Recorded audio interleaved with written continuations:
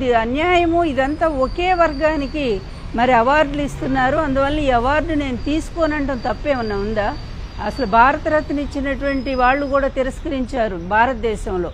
ఎందుకంటే ఈ ప్రభుత్వం ఇచ్చేటువంటి అవార్డులు మాకు అక్కర్లేదు, ఈ ప్రభుత్వం సరైన పరిపాలన నిర్వహించటం లేదని. అలాగే పద్మశ్రీలు, మరి పద్మభూషణ్లు, ఇలాంటివన్నీ ఆఖరికి చేసి జానకి గారు కూడా తిరస్కరించారు ఆమెకి పద్మభూషణ్ వస్తే.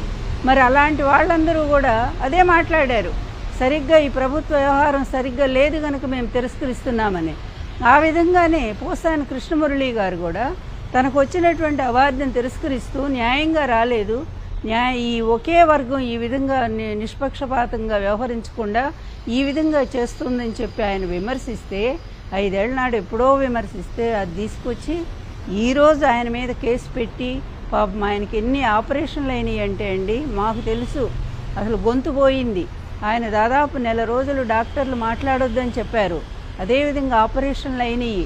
అటువంటి అనారోగ్యంతో ఉన్నటువంటి మనిషిని ఈ విధంగా దారుణంగా ఎప్పుడో కేసు ఎక్కడో, అది కూడా మనోభావాలు దెబ్బతిన్నాయట. ఏమయ్యా మీ వల్ల ఎంతమంది మనోభావాలు దెబ్బతిన్నాయి?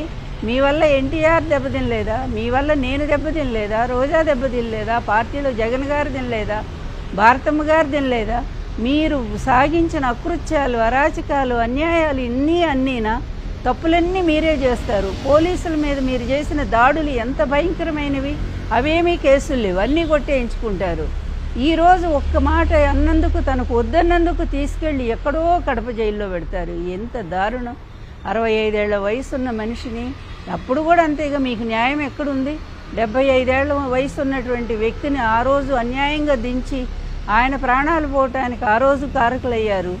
ఈరోజు కూడా ఈ విధంగా మరి అనారోగ్యంతోనూ మరి బాధపడుతున్నటువంటి వ్యక్తిని, పైగా నాకు రాజకీయాలు కూడా వద్దు, నేను ప్రశాంతంగా ఉంటాను ఇంట్లో అని ఆయన రాజకీయాలను కూడా వదిలేసినటువంటి వ్యక్తిని ఒక కక్షపూరితంగా మీ స్నేహితులు చెప్పారని నిజంగానే అడుగుతున్నాను. పవన్ గారు, ఆ రోజు ఆయన భార్యని మీరు ఎంత విమర్శించారండి? ఆయన భార్య పాపం ఇంట్లోంచి ఎప్పుడన్నా బయటకు వచ్చిందా? అటువంటి ఆమె మీద కూడా మీ మనుషులను పంపించి నిందలేయించారే. మీ కక్ష తీర్చుకోవడానికి ఈరోజు మళ్ళీ ఆయన తీసుకొచ్చి ఈ విధంగా చేస్తారా? ఏం న్యాయం అండి పవన్ గారు? కొంచెమైనా మీరు ఆలోచించరా? వాళ్ళ తండ్రి కొడుకులకి ఎట్లాగూ బుద్ధి లేదు, మీకుందని మేము అనుకుంటున్నాం ఇప్పటిదాకా. కానీ మీరు కూడా ఈ విధంగా ప్రవర్తిస్తూ ఉంటే ఇక ప్రజాస్వామ్య వ్యవస్థ ఎటుపోతుందో, పూర్తి అరాచక వ్యవస్థ, అదేవిధంగా దాష్టిక పరిపాలన ఈ రాష్ట్రంలో కనిపిస్తూ ఉంది. ఆంధ్రప్రదేశ్ ప్రజలకు మీరు వరగూడిందేం లేదు, మీకు వరగబెట్టిందేమీ లేదు.